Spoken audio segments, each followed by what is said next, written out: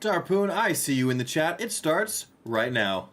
Welcome to the Cleric Corner. My name is Riker, and here we talk about all things, well, in this case today, TTRPG, not just D&D. I think that today is going to be, well, my goal is to be constructive. Because those of you who may not know about the OGL situation, one, you may be under a rock, but two, D&D has basically made their fan base very, very mad. And they have separated their fan base essentially from ever wanting to play D&D again, which is kind of sad to say, but it is well grounded. So we're going to talk about that today.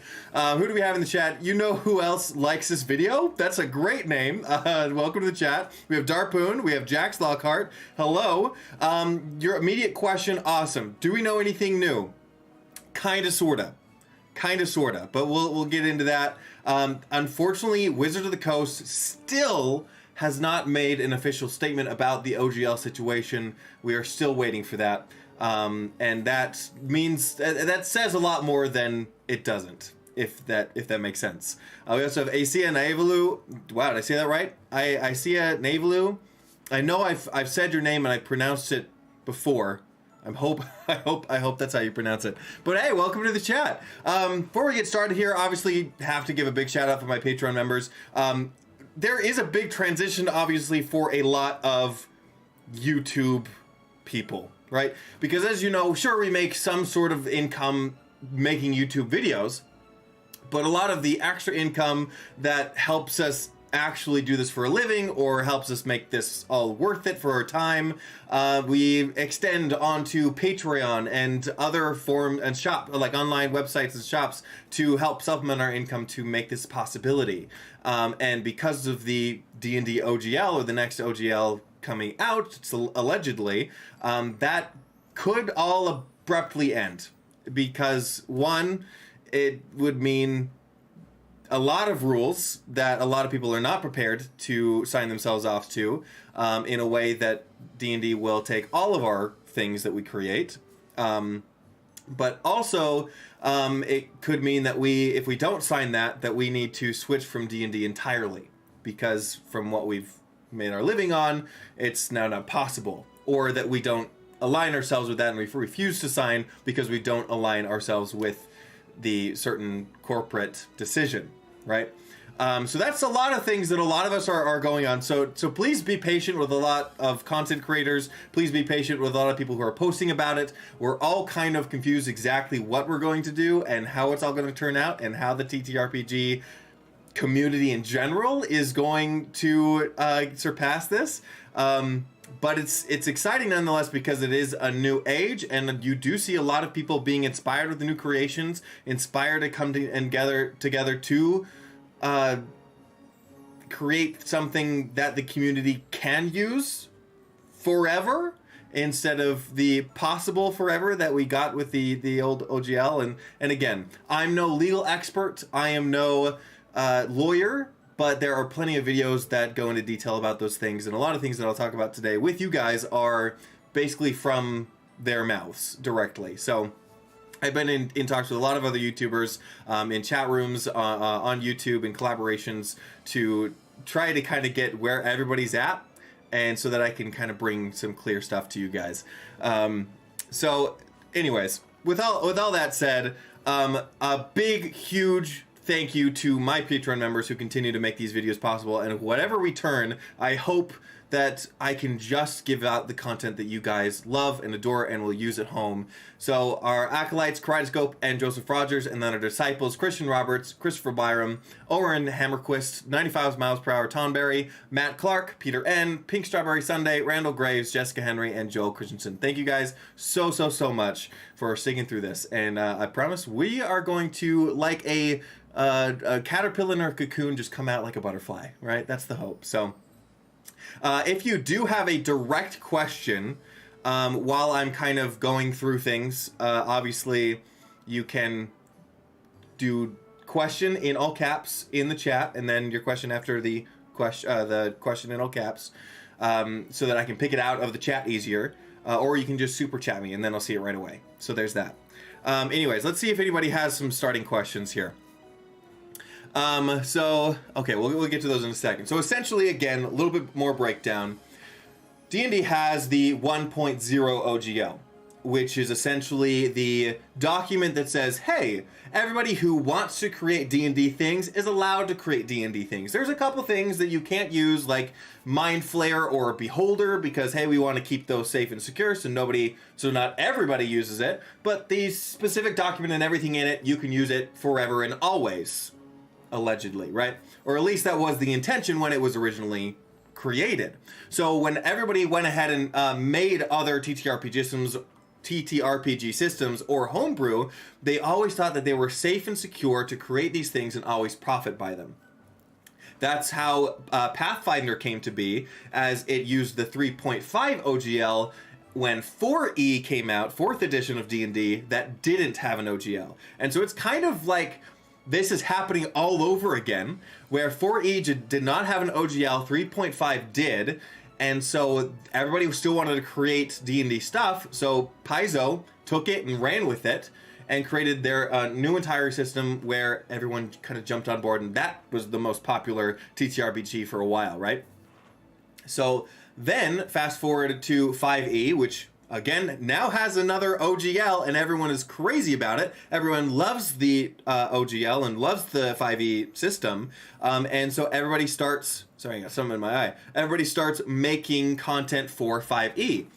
And the community alone, in my opinion, the community alone, not because D&D is a 5e is a popular system, not because D&D 5e is now online, it's not because of certain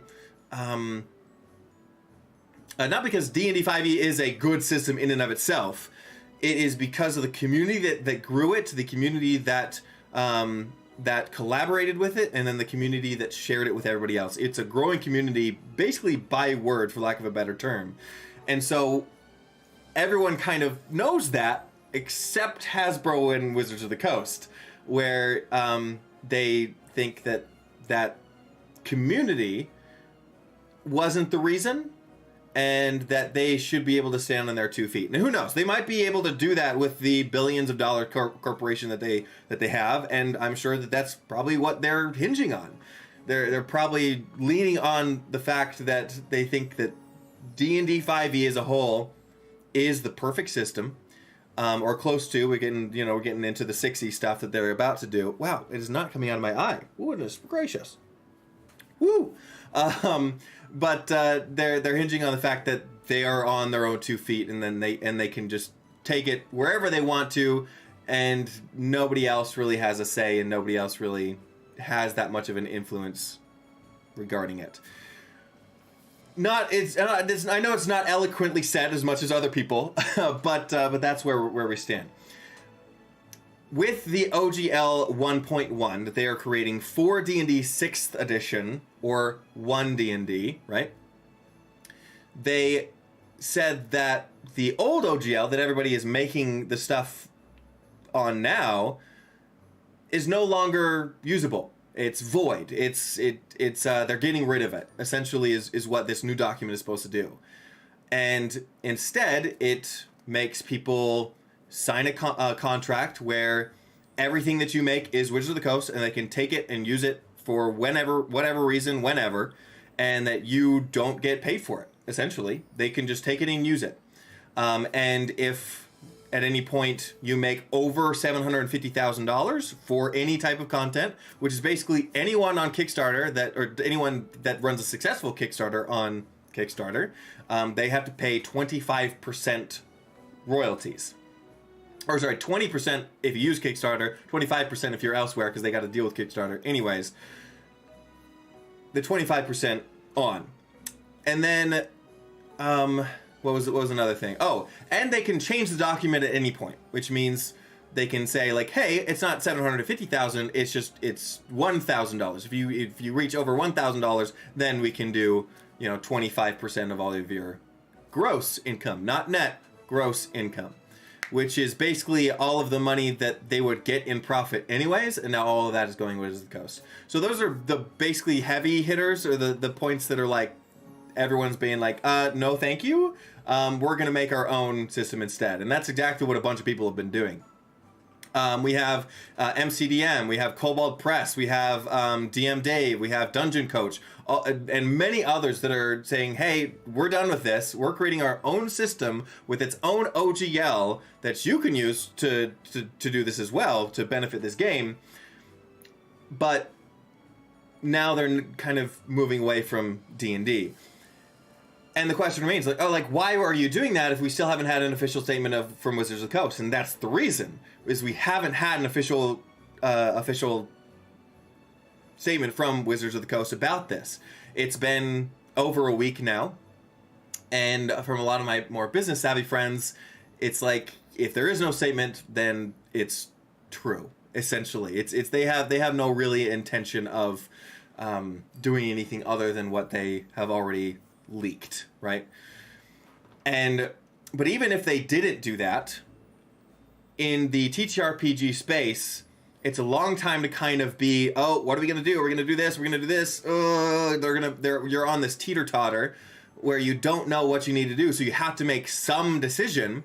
And with Wizards of the Coast track record in the last year, where they have been terrible at shipping, they have not been sending out very reliantly, is that a word?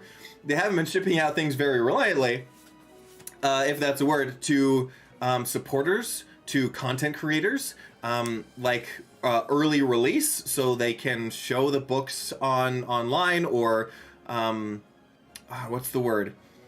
Basically market for them, right? So people who are supporting them in the content creator space is not being supported by them.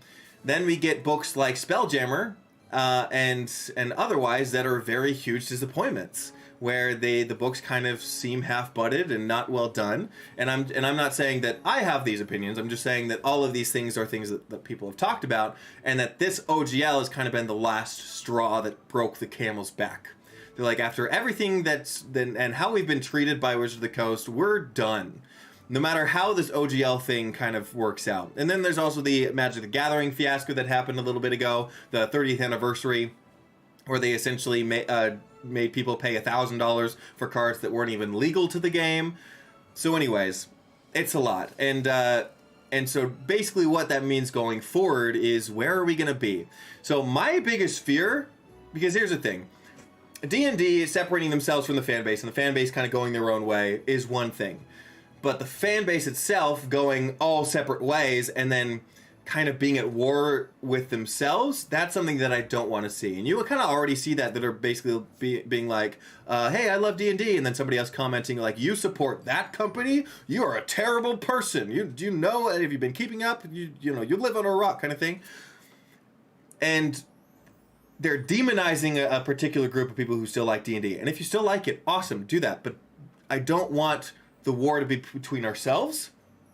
I want the battle to be towards a play and a system and a TTRPG space where we all thrive, right? And that's the goal here. No matter what happens, that's what we want in the future, is a thriving TTRPG space no matter what game you play. And there are a ton of games to play. I'm working on a video that's going out this Sunday, hopefully, if I get it done, that goes over all of them, all of the TTRPGs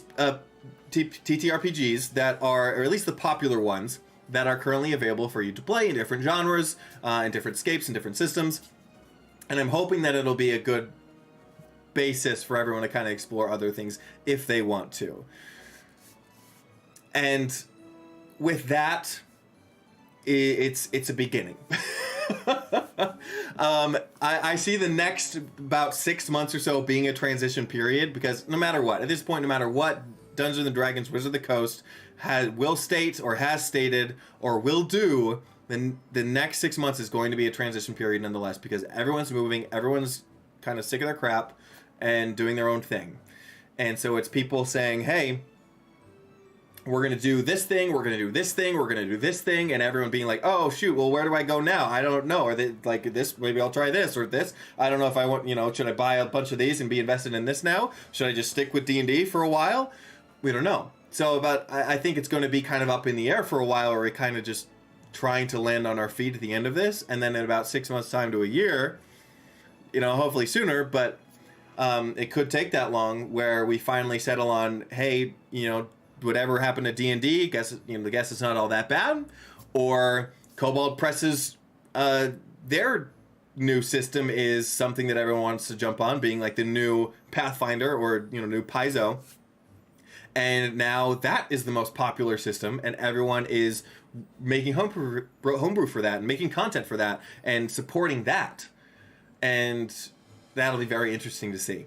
And so be patient with all of us content creators, please, as we try to figure out what that means for our channels and where we focus on, and try to allude to the YouTube algorithm as well. Because I'll tell you, like last week, I sent out a how to play D&D, right? It's just I don't have one of those on my channel, so I thought, hey, it'd be good video to have just for somebody coming to my channel. How to play D&D? I'll start with this. And it was like my channel was beginning again for how many views I got on that one, and everyone commenting saying like, hey, why did you do this now when D&D is dead, right? And the truth is, I filmed it about a month ago, and I wanted to get it out because I didn't know how bad this is going to be, and if D&D does die, then that video is just going to be obsolete when I eventually do get it out. So it's kind of like either do it or burn it kind of thing. So I decided to send it out, and hopefully it'll be good for people who do. And so if you haven't seen that video, go and check it out. I'm really proud of it. I think it's pretty great. I do see a question in the chat. I see an Avalu says, question, what do you recommend doing to help unify the community? That's a very interesting question. Unfortunately, I'm not in like a really position of leadership or power in the sense that I can influence a large fan base, but I can just talk with you guys and start here. We're just being positive, right? Being positive and supporting people whatever they choose, right? Maybe we may not agree with it. We might not. We might think that other systems are better. But just being overall supportive of people's transition and decisions throughout this, I think, is the best that we can do it in the current moment.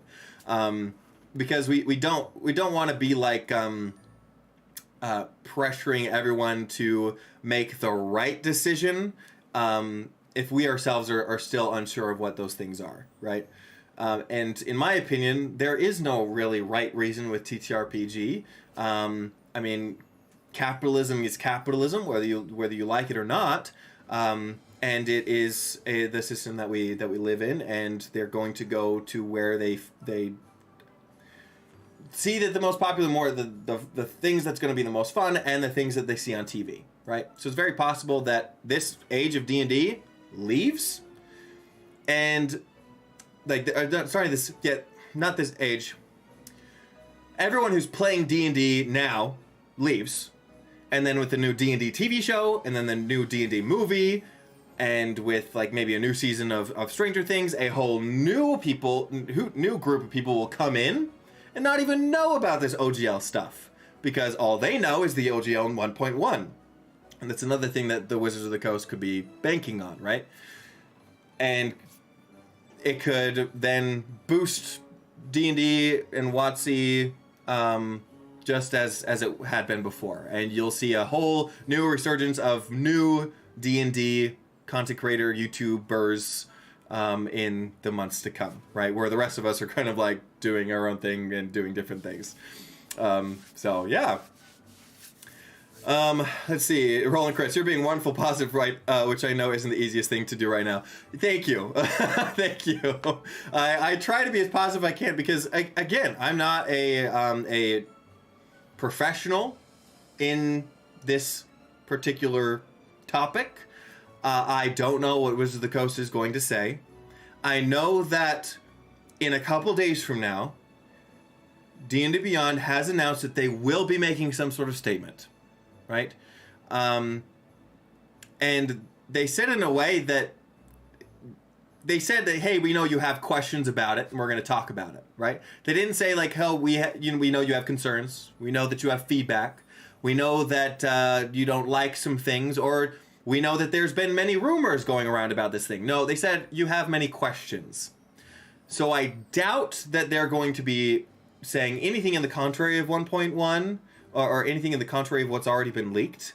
I truly feel that it's just going to be an attempt to try to smooth us over to the idea in some capacity. and I realized that I still have this my Patreon members up. I apologize for having. I got on a rant and I just completely just did not. So yeah, you got a good view of my Patreon members for a while. I apologize for that. Big Game Ways, I'm here for rant bitches. Yes, yeah. Chad King, if you do have a question, make sure to put question in all caps at the beginning. But I think you guys have a couple of them. Would it be a good idea to boycott all Hasbro products, being this is more than likely coming from them? Yeah, yes and no. I mean, if that's a way that you want to stick it to them, I guess. Here's the thing: is like, in a lot of ways, if we just stop purchasing D&D products, it actually won't show up on their reports for a couple weeks, if not months, right? So they're not going to get it right away. I know a lot of people were saying like, hey, on this day we're going to cancel our D&D Beyond accounts, and oh, am I still on? Hold on, that's weird. My sound just went out. Do you guys still hear me?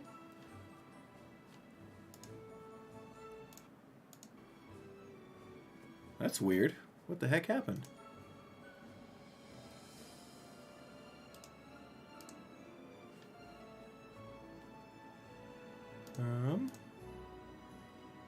Hold on.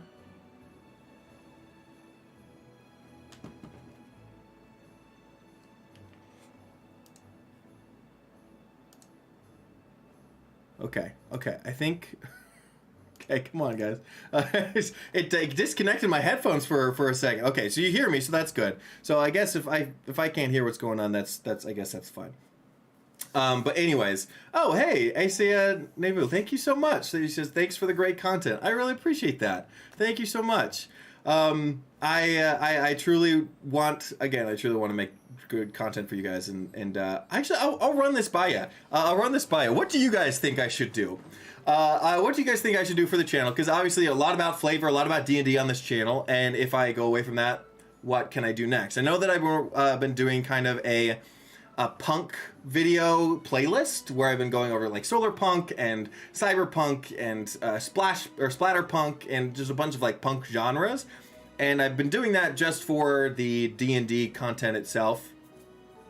Or at least an allude to the D&D system, but I could probably just do that across the board, just for general TTRPGs, and I think I'll do that anyways. Me and my team have kind of talked about just doing general lore and general things to just pop into games, where my monthly magazine, if I actually have that. No, I don't have that up right now. Like my monthly magazine where we do D&D content every month for Patreon members, that would just be more generic.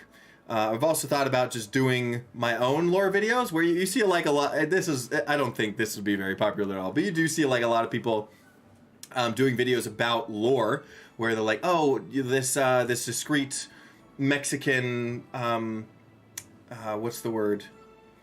Cryptid, this like Mexican cryptid, and this is everything about it, and this is what, you know, the lore behind it, and they do that. And there are also people that are like, oh, this is like a D&D dragon, let me tell you all about the D&D dragon.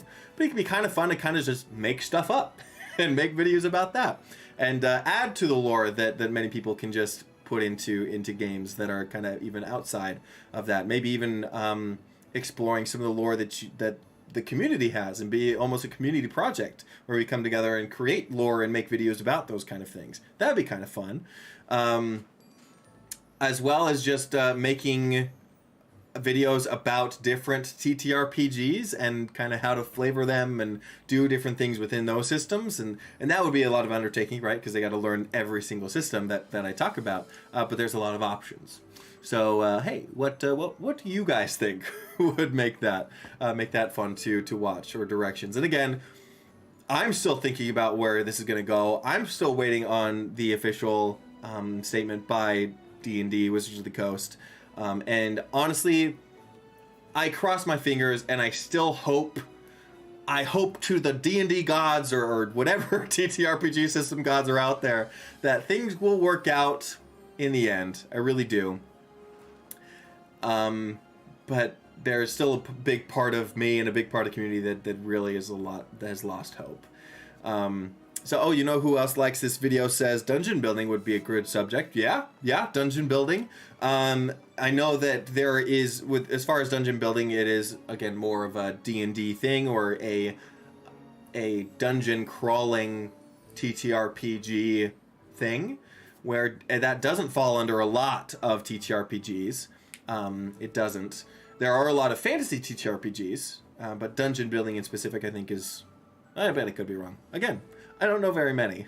I actually really saw a cool... I think it's the Fate system that I was looking into. Fate system, if any of you are familiar, where instead of stats and instead of... like modifiers and actual numbers to determine like outcomes of rolls, you have tags where that informs the powers that you have and the things that you can do. And it's very imaginative, where if you have like a tag of, and I don't know what the tags are, I'm just speculating, like if you have the tags of moving earth and the tags of creating water, right? Then you can say like, oh, I have these two tags, I want to make concrete. Right? And if the dungeon master says, oh, okay, well, I think that with those two tags, you're able to kind of manipulate those two elements and make that. Sounds good. You do that kind of thing. And I like that a lot. Andrew Tuttle, hey, welcome to chat. Says maybe some ideas for some sessions, but keep it rules agnostics. How you might run a session 1 or 2 solar punk sessions. That could be true. That's a good one. But not focusing on a particular rule set. Yeah. So kind of expand on more of the genres of fantasy or genres of television. And saying, hey, this is solar punk, and then another video of like how to prep for a solar punk game, and maybe another one of like how to introduce your players in session 0 of a solar punk game. That'd be kind of cool. Absolutely. Roland Crit says, I feel like a lot of what you do is system agnostic, as the whole concepts of reflavoring and setting types can be used anywhere. Yeah, and I can just probably talk about not game mechanics, but game philosophy, where flavor being more of a game philosophy aspect. Dark Boon says Hasbro is waiting till April to announce April Fools. Yeah. That would be a freaking long wait and a freaking dumb joke. Just saying, it's not great.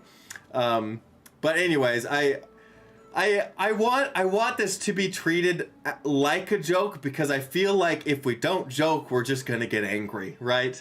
And the power to a lot of D&D YouTubers who have been able to keep it cool and talk agnostically. Because I don't think that the community needs anger right now. I think the community needs a level head. Because again, if we anger the community, they're gonna put that anger in probably the misplaced areas, right?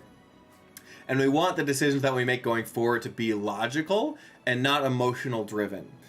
We don't want to just make a decision on a gut reaction and then regret it the next day, right? But we do want to just see what we have. Make decisions according from the position that we're in, but also leave room for what may come, right? And I think that's what everybody's doing, or trying to do, at least for the most part. That's what I'm trying to do, right? I'm still kind of going forward as a D&D YouTuber for now. I have 3 videos that I've all but filmed, where I go over and kind of finish off some of the series that I've been doing. Some videos that I've wanted to do with the Theros setting and the Ravnica setting that I have yet to film, that I fear now will not be received very well by YouTube and the algorithm.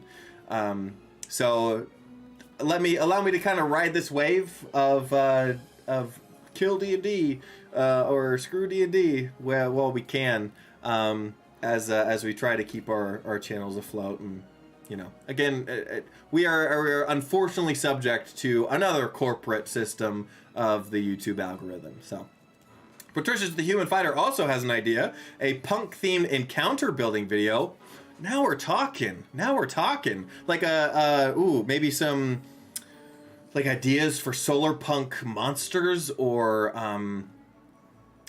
because again, encounter building specifically might be subject to the system, but I could see a lot of ideas to kind of throw around for what the encounters or societies, or plugging fantasy in those kind of punk genres and what that might look like. That'd be really fun. Who else likes this video? Says angry mobs are good against the lowly goblin, but a dragon like Hasbro, geez, gotta step back. Yeah, I mean, it depends. It really depends. Because I think angry mobs, they do less for themselves than anything. I feel it's more damaging to the morality and the name of the community than it does than sticking it to the face of whoever's making the decision in whatever place that they're doing. So it really shows integrity, and it shows morality, and it shows a good standing if the community members don't lash out in anger. You can be angry, right? Don't twist my words. You can be angry, right? But when it comes to interacting with other people, we want to be as civil as we possibly can, because that is the impression that we're going to make on other people going forward. And if we are putting a bad taste in the mouth of people who are continuing down this D&D route, right, when we may not be, then they're just going to continue with that bad taste and say that everyone who's not doing D&D sucks. And I don't want to affiliate with people who are calling me names and making me feel bad, right? So it's definitely where we want to be is just a place where is good. And we want others to be welcome to whatever those things are, right? It's being angry at other people is not a welcoming thing, and we want to be welcoming to all players who are trying to figure out this roller coaster of a ride. So, Roland Chris, I said I don't envy anyone who has to deal with both D&D garbage and the algorithm, because if you change your video types, YouTube won't like that. No, it will not. Like, it's even to the point where like the YouTube algorithm is so specific, and I'm just kind of giving you guys like an in detail. I'm not complaining, I'm just giving you a behind the scenes look, where even if you're playing or making D&D videos, if you post like live plays along with your D&D advice videos, YouTube algorithm does not like that, and will punish you for it. There are a lot of YouTubers who have one channel for the game advice videos and then another channel for the live plays. A great example for this is XP to level 3. He has a channel for all of his skit videos about D&D, and then a whole different channel, Arcane Lounge, or no, Arcane Gaming? Arcane something. But he has a whole nother channel dedicated for all of his live play stuff. And so that's what he has to do. And he has a great rising channel on both accounts. But so if I post my live plays, which I actually have recorded a lot of the ones that I've been doing in a Spelljammer campaign, and I'm hoping to get that out to Patreon members here soon as another perk. But like if I was to take those and then post that on YouTube, I will probably have to make an entirely new channel for that. So Arcane Arcade, thank you. I see Nevalu, thank you. Yes, Arcane Arcade, yes. Andrew Tuttle says, I'm actually starting a Theros campaign as a way to reuse old purchases and talk with some friends to play MTG about what MTG is doing on the D&D side of things. Oh, great. Yeah. No, great. I know that there are a lot of other... Actually, why don't I do this? I'm just going to name a few TTRPGs that I've been looking at, just from the script that I've been writing. But as far as like fantasy RPGs goes, you have like Forbidden Lands, you have ICRPG, which is Index Card RPG by Runehammer Games. You have Rune Quest. You have things like Dungeon World, like by Power to the Apocalypse. Actual Apocalypse World. I know Morkborg has been popular or been talked about by Indestructible Boy recently. 10 Candles is another really famous one. For more futuristic style, you have Blades in the Dark or Shadowrun, but also like Warhammer Fantasy. Some more modern stuff, you might see like Kids on Bikes or City of Mist or Call of Cthulhu. But then you also have superhero RPGs. I know that Mutants and Masterminds actually uses the OGL. All these rest ones I'm listing don't have any affiliation with the OGL as far as my research has promised me. But Mutants and Masterminds is a great superhero RPG, but unfortunately with the OGL, but also has like massive new generation and then the new Marvel multiverse. And then you have like general RPGs like Fate or Savage Worlds that are like kind of plug and play any type of genre that you kind of want. And so yeah, there's a lot out there, and that's not even a fourth. I've got a lot to write. Fourth of the things that are on there. Hey, we have Dungeoneers Pack in the chat. Hello, Phil Carney. Hey, welcome to the chat. Let's pick a new system, explore flavor ideas, riffing on base rule options. Yeah, that's another great idea. Being able to kind of go into new systems. Thing is I still have a job. I have a girlfriend. I have a family. That learning a new system every week will be a job and a half. Especially if I want to express it in a way that's smart to those who have actually played it for years. CloudX has a great question. Why do you think they've not responded yet? That's what gets me. My guess, and it's a guess that many people have had, they haven't responded yet because they have nothing else to say. They have said it. They haven't come out and said, hey, these are rumors. They have not said. That's an easy thing to do, right? It doesn't take a company a week to respond to rumors. All they really have had to do is say, like, hey, there are some rumors, more to come, right? These things are rumors, more to come. Or, hey, this thing, it's not the final draft. Just a piece that we're looking at. Sorry it was leaked. We're gonna continue to rehash it and use some of the community feedback. They didn't say that. They didn't say that, like, hey, this is just something that we were testing with a few select individuals that we sent this out to. Because if you also heard that that's how this kind of was leaked, is they sent it out to a bunch of third-party creators or select ones and basically asked them to sign it under an NDA, or at least look at it under an NDA. I'm not sure the specifics there because, hey, NDAs, that's the nature of them. And then they could have said that, but they didn't do that either. And so basically the only reason that they decided not to respond yet is because they're not ready to release the thing that we're all very frustrated about. And it's a PR mess. I'm not in under Wizards of the Coast. I'm not in there knowing exactly what's going on. But all signs point to this is happening and that they're going ahead with it. And all they're trying to do now is damage control and answering questions to kind of smooth us over, right? So I don't know. Let's see, Andrew Tuttle. Mutants Year Zero is a great apocalypse system. Great. And Lancer from Massive Press is a fantastic mech combat game. Oh, I'll go ahead and put those down. We'll check those out real quick. So we have Mutant Year Zero. Yep. And Lancer from Massive Press. And if it's like because again, even with the popular TTRPGs, there are probably literally hundreds of TTRPGs out there, and unfortunately, I can't cover all of them in one video. So if it's something that's like a one-page free thing that happened to be on DM's Guild, or Drive-Thru RPG, probably won't cover that. Yeah, this Corsair Caruso, nice name, Corsair Caruso. That's cool. This feels like a crazy time to be a tabletop gamer. Yes, it does. This will go down in history. And hey, you guys get to be a part of it, for better or for not. Some other, Patricia's Human Fighter, some other that caught my interest. Weird Modern Tales from the Loop. Oh, I saw that. I think I backed that. Weird Modern Tales from the Loop. Yeah, that was a Kickstarter, I think, in the last couple months. So cool, the stuff that they have in there. Then you have Things from the Flood. And we have High Fantasy Japan. Okay, interesting.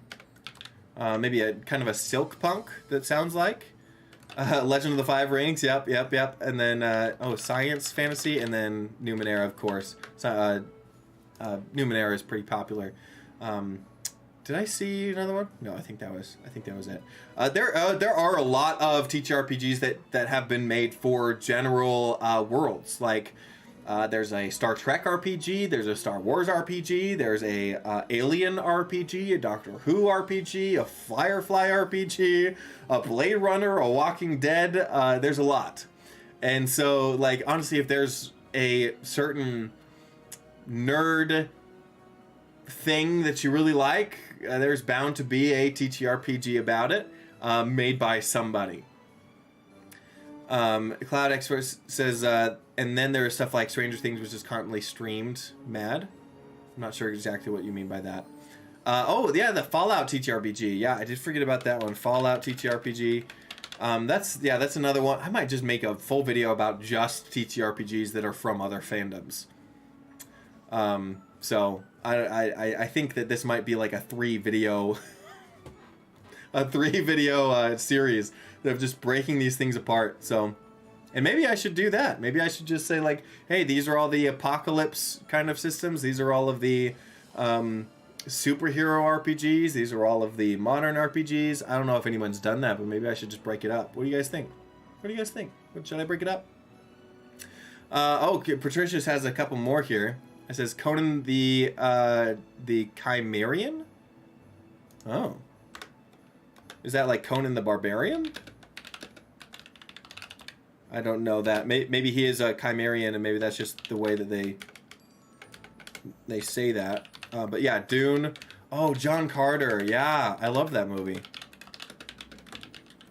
Homeworld by Mophidius. Okay, so they're a publishing company. Let's see. We have.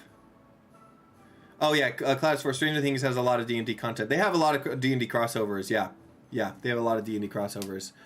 Roland Chris is glad you can get some new video ideas from this. I mean, yeah, that's because it's not my problem. It's all of the D&D YouTubers' problems where we're kind of everything that we kind of had plans for the next couple months is now null and void.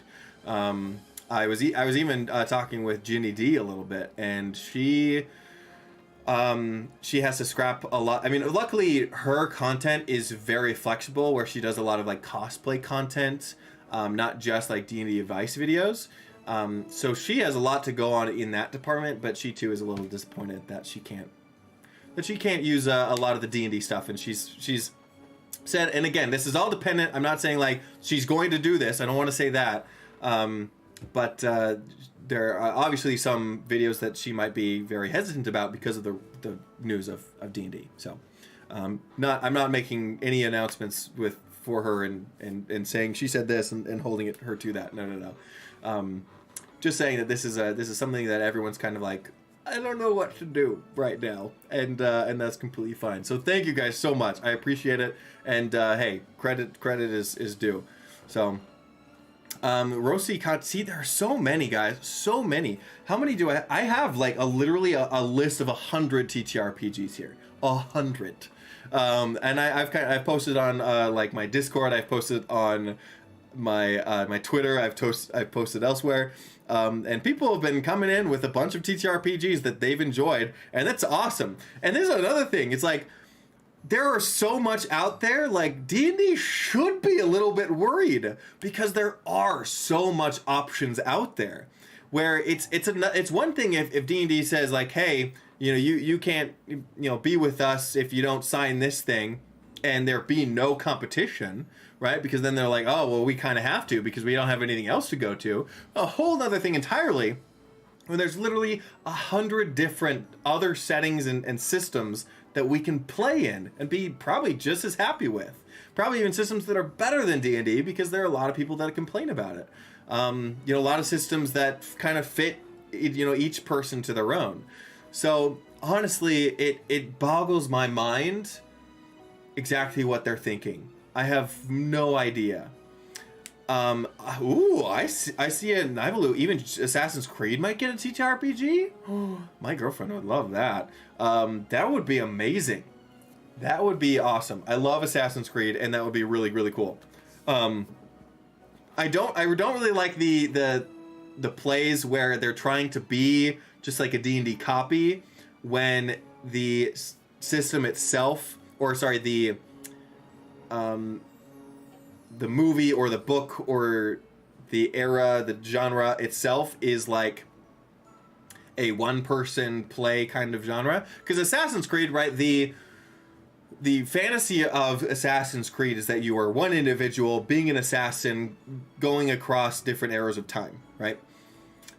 And so when it's at a table with a bunch of people, you kind of lose that fantasy a little bit, because now you're all assassins and doing the same thing. And there's a little bit of disconnect there. So sometimes that fits great and sometimes it doesn't matter. But in some systems you're like, well, hold on, right? It's not exactly what we're kind of expecting out of this. So anyways, but I'm excited nonetheless for an Assassin's Creed TTRPG. Yeah. Rolling Crits. Yeah, I stream about Wild Beyond the Witchlight games on Sundays. That's awesome. No one watches us, but I'm feeling weird about doing it now. Yeah, I mean, hey guys, go check out. Oh, there's a Wild Beyond the Witchlight game on Sundays. I don't know if you stream on Twitch, but I feel the same. You know, even now when I have a couple videos of my Spelljammer campaign like loaded up, I don't know if I can actually, if I can put it to my Patreon members. That's all I wanted. So I'm like, hey, just an extra perk. Like, I'm playing my game. I might as well record it and send it out to people who are supporting me, right? But even now, I'm like, can I? In some ways that I'm using D&D stuff. Because in the OGL 1.1, it includes video content. It includes video content. And now there are obviously the aspect of copyright where, you know, there are some things that you can do no matter what, right? Things that you can say or do or copy despite what OGL is out there under like a free license. But a part of me is like, what exactly they're trying to do here? And what I'm guessing is happening is obviously D&D Beyond has their own live play series. And with all of the live play series out there, that's a lot of competition. And so they probably want to get rid of all of those live plays so that, hey, if someone wants to watch a D&D live play, which one do they have to go to? It's the one on D&D Beyond. Or Critical Role, because I doubt they're going to let go of Critical Role being one of the biggest contenders of D&D and the thing that's made it most popular today. Again, community more than anything else. And that's another thing that, and I think I saw this earlier in the chat, but somebody asking if Critical Role has made a statement yet. They haven't. I don't blame them for that, and we shouldn't blame them for that. I know Matthew Mercer has liked a lot of Twitter posts about the terrible thing of the OGL 1.1. So it seems like his opinions are leaning that direction, but we have to remember that Wizards of the Coast and Critical Role are both their own corporation now. They have a lot of different opinions and a lot of things that they have to consider. And so with Critical Role being a partner of D&D for so long, it can either go they're waiting for the official statement to make theirs, or they are in the works of their own system. And in my opinion, if anyone makes a system that's going to be the most popular, it is Critical Role. And if they make a whole new TTRPG system, they have the whole fan base that's now going to watch that instead of D&D, and that one has a heavy following that can be really successful. And then they stream their games. Everyone else kind of streams theirs. Now copying the things that they see online. It'll create a whole new kind of era of Critical Role as well. And I think, but then again, some of that doesn't even matter. It won't even probably do a lot for people who watch Critical Role, because a lot of them don't play D&D and they just watch the show. And so they don't really care what kind of die mechanics they're using. They just enjoy the story.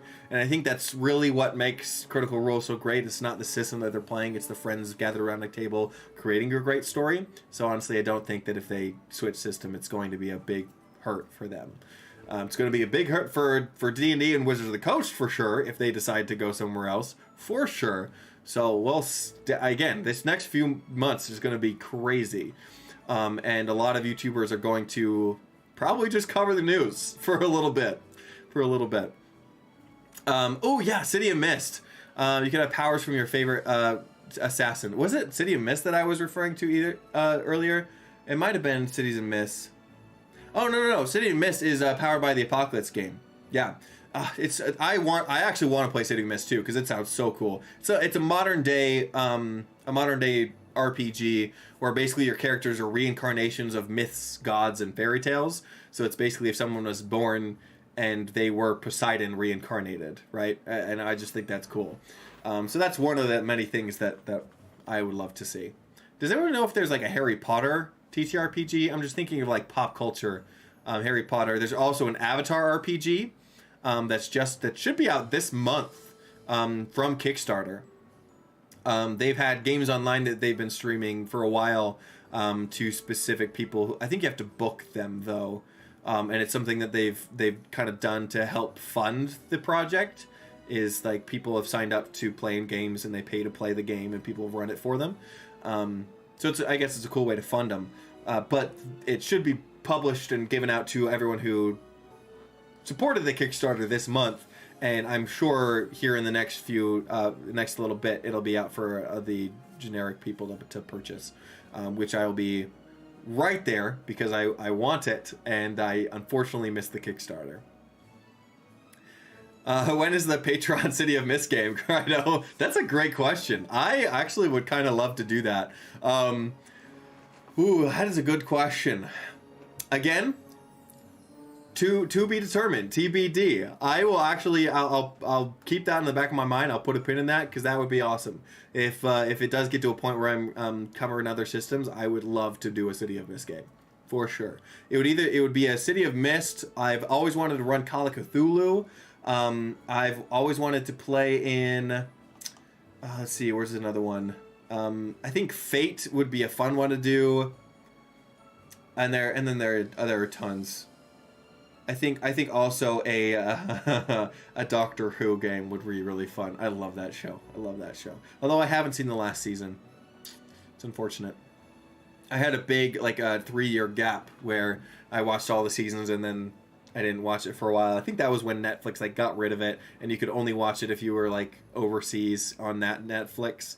And I feel like I have to watch all of the seasons again, which there are a lot, in order to get to the point where I understand the new ones. So, Cloud X4 says, unless you make $750K plus a year, apparently they're not monetizing anything, but there's nothing stopping them from individually straight up stealing your content, or if they don't like you. Yeah, no, you're exactly right. They can basically, if you create if you create a good book of something, right? If you create a book on oozes, and Wizards of the Coast says, ooh, we like that, they can say, hey, we're going to take that, and we're going to sell it, and we don't have this contract with you anymore. They can actually take the contract away from you. Even though you signed it, they can say, hey, we don't want you creating content for D&D anymore. And you can't fight it at all. That's another thing that you sign away, right? And so they can just steal it and publish it for their own. That's absolutely something they can do in OGL 1.1. The thing is everyone thinks that I do see a lot of people commenting, oh, $750K a year, that's a lot, right?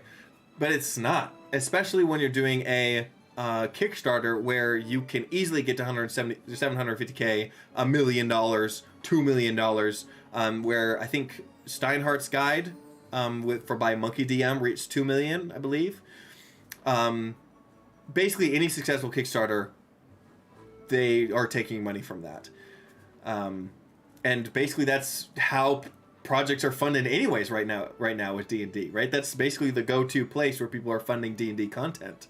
Unless you're doing it on the DM's Guild, which are kind of a lot more smaller projects. So, yeah, Andrew Tuttle says the Kids on Broom system was used in Dimension 20 for the Misfits and Magic. Oh, that's cool. Yeah. We have Kids on Bikes, Kids on Brooms, and then I think Teens in Space are all three that are done kind of by the same company that are the same general aesthetic of kids who are meeting fantasy and riding bikes. Kids on Brooms specifically is a Harry Potter one, and that might be what you're alluding to, because I did ask if there was a Harry Potter one.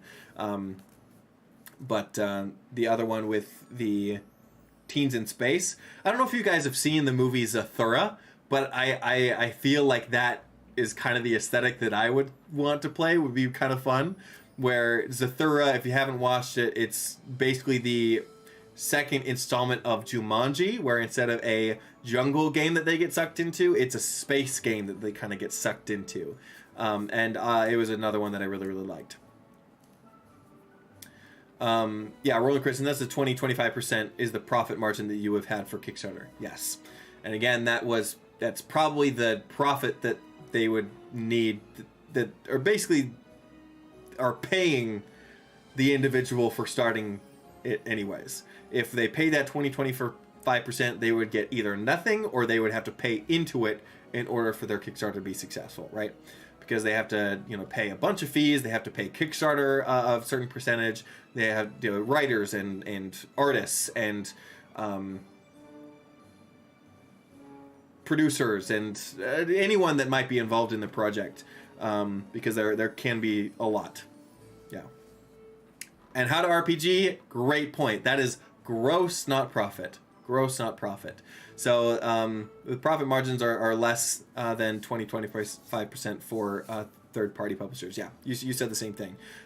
With 750,000 being gross, it means if they get to 2 million on Kickstarter and it says 2 million right there, then they're taking 25% of that, not the profit that they have at the end of the day, which is egregiously worse, unfortunately. So anyways, I think I've talked your ear off, and we're kind of getting to the end of the stream here, unless anybody has any other questions. But I'll just, again, reiterate that, one, we are pretty sure that D&D is going to go ahead with this 1.1. 2, there will be massive changes with the D&D space as well as the content creation space. And 3, there will be a certain period of time where things are up in the air, where there will be leaders in the system, there will be discussions, there will be news. It's not going to be over in a few weeks. And then 4, we just got to be positive.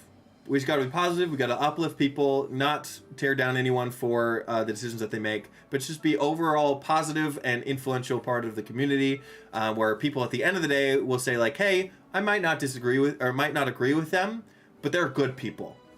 And maybe in a year's time, well, by the time I'm done with this campaign, I'm going to check out that system that they recommended, right? And that's what we want to do.